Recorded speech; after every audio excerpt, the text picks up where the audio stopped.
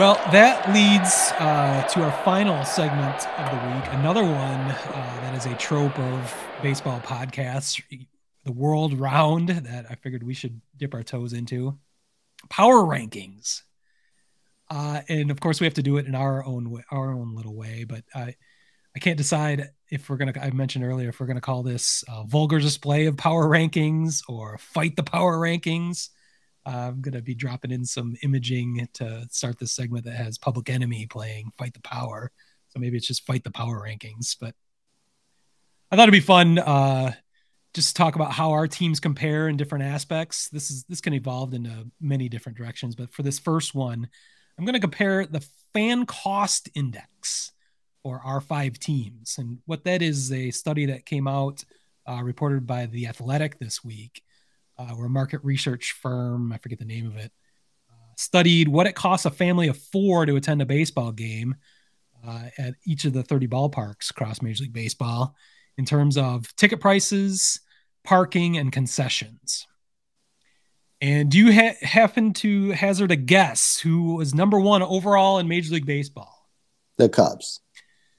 False. And we'll bring back the game show aspect of this. No, I set you up there. They were number one. The Cubs were indeed number one from 2018 through 2020. Then the pandemic hit and they suffered their biblical losses and had to give fans some of their money back for the shitty product they have on the field.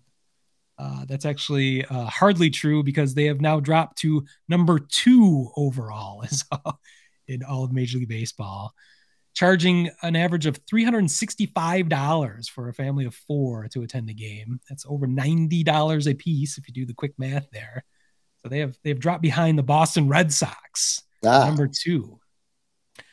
But to put it in perspective with our other teams here on the podcast, number two would be your San Francisco Giants, but they are at 308, a pretty hefty drop. They are actually number seven overall in baseball. So it's quite a drop, even though I'm a little bit surprised at that just because I know, living out there, the cost of living is far higher in San Francisco than it is even in Chicago. Yeah. So I thought maybe they'd be higher on the list or at least closer to the Cubs, but that shows you how much the Cubs are charging for their mediocre product these days. So it's kind of embarrassing. Yeah. I wonder though, like, I'm assuming they take this into account. Like the Cubs don't offer this, but the Giants and White Sox both offer these like family pack things. Yeah, I'm sure that's I'm sure that's part of it. So that's what's lowering that Giants ticket because maybe the Cubs should consider that. I know you can get 4 tickets with a $40 food credit for $100 at a Giants game, starting at $100. So that's that's affordable. Yeah. On this, you're going to probably spend way more than the $40 food credit, but right. You're walking in and you're $100, so $25 a member of the family, which to me is more than reasonable for that. But yeah, so that must be how they're lowering their price overall. Cause I think their tickets are pretty standard like everyone else. So. Well, your White Sox came at number 3 on our list. They're number 9 overall at $275, which is almost $100 less than the Cubs. I've been there, so I understand that. Yes. Because my kids don't eat my kids don't really eat hot dogs, and that's the White Sox is like 4 tickets for $70. They don't eat hot dogs, which includes a hot dog for each of those tickets, a chip, and a drink. Yeah. So you got to teach them to eat hot dogs. That's a staple of every kid's diet. I shouldn't say that. Margot does. Mr. Charlie Hustle does not. He's better than hot dogs. Yeah, he gets the fucking chicken fingers and fries basket there for $15.50. Thank you. There's that money right there, buddy. He's got expensive taste. He sure does that son of a bitch. Well, number 4 on our list, which is embarrassing, would be my Oakland A's. Oh, no way. I thought for sure they would have to come in last just because of you'd think that as well. There. They're actually only $15 behind your Chicago White Sox in cost. Wow. Average of $260. And With they are number 2. What's that? Sorry. With an average of 2,000 fans a game.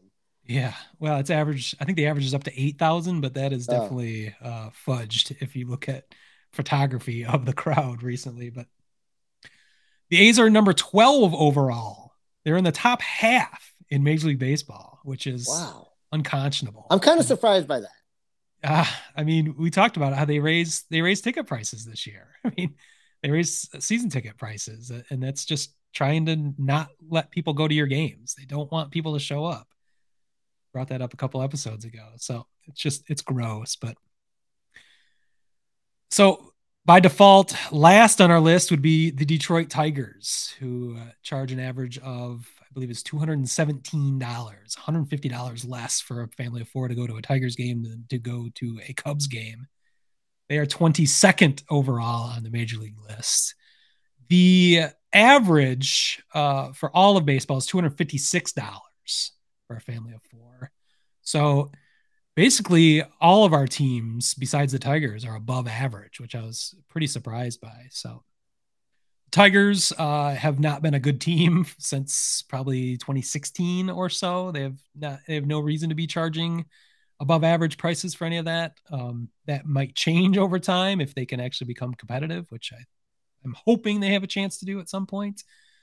So it's not too surprising that they're in the much lower half of this. So I just thought it was an interesting exercise to take a look at what in real terms our teams are charging us to go watch them. It's led to some surprising results. And it's a good way to kick off this new segment, our power rankings. So we'll see how this works. I've got other ideas, and if you've got ideas, certainly let me know, and we will include it anytime. It's interesting. Baseball focuses so much on pace of play and this and that to make the game more appealing and get people out to the ballpark and that, but maybe they should consider making the game more reasonable for people to come to the ballpark. I mean, the White Sox do a decent amount of promotions, especially price tickets, but the Cubs just don't. They don't seem to care. Part of that is supply and demand. Yeah, they don't have have to. They don't have to. If they weren't selling tickets, I feel like they kind of have to. They should start considering it, because you can go on StubHub these days and get into a Cubs game for about a pair of tickets for about $15. So the Cubs get a cut off of that too. So yeah, that's the incestuous relationship between all of Major League Baseball and the secondhand market. All the teams still get a cut even off of secondhand ticket sales. Even severely underpriced secondhand tickets. It's crazy. They'll make money one way or the other, whether it's they sure will.